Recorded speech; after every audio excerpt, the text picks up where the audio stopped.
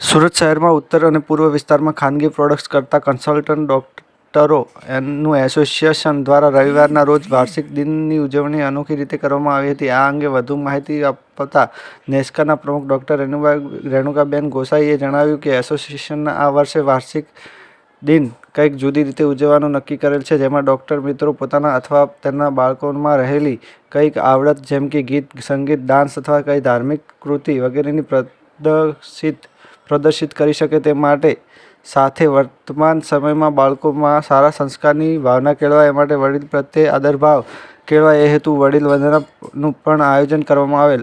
આ માટે ડોક્ટર મિત્રો પરિવાર, માતા પિતા અને બાળકો સાથે ઉપસ્થિત રહ્યા. આ કાર્યક્રમમાં લગભગ 200 કરતાં વધારે ડોક્ટરો પોતાના પરિવાર સાથે વડીલો સાથે ઉપસ્થિત રહ્યા હતા અને ફૂલહાર તથા આરતી કરી વડીલ વંદનાનો અનોખો કાર્યક્રમ કરવામાં આવેલ. આ કાર્યક્રમમાં ઘણા વડીલો તથા ડોક્ટરો મિત્રો ભાવ વિભોર થઈ ગયા હતા અને તેઓની આંખમાં આંસુ જોવા મળેલ અને સમગ્ર કાર્યક્રમ ખૂબ જ લાગણીસભર રહ્યો હતો.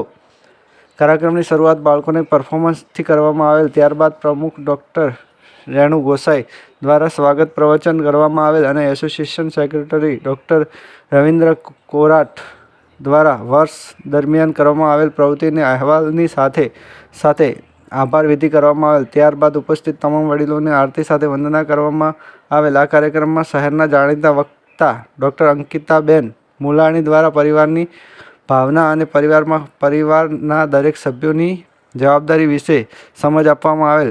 કાર્યક્રમનું સંકલન પ્રમુખ ડોક્ટર રેણુ ગોસાઈ તથા સેક્રેટરી ડોક્ટર રવિન્દ્ર કોરાટના માર્ગદર્શન હેઠળ ડોક્ટર જગદીશ વાઘાસિયા તથા ડોક્ટર ભાવેશ પરમાર દ્વારા કરવામાં આવેલ અને કાર્યક્રમનું સંચાલન ડોક્ટર ઋતા વેકરિયા તથા ડોક્ટર ધ્રુવ સવાણી દ્વારા કરવામાં આવેલ. આ કાર્યક્રમમાં જાણીતા યુરોલોજિસ્ટ ડોક્ટર અશ્વિન ગાબાણી તથા પ્રેગા IVFના ડોક્ટર જીગર પટેલ ઉપરાંત ઘણા સિનિયર તથા જુનિયર કન્સલ્ટન્ટ ડોક્ટર મિત્રો તેમના વડીલ તથા બાળકો સાથે ઉપસ્થિત રહ્યા હતા. આ કાર્યક્રમને સફળ બનાવવા આ સમગ્ર નેસ્કા ટીમ ભારે જહેમત ઉઠાવી હતી. બ્યુરો રિપોર્ટ રસિક વેકડા, સુરત.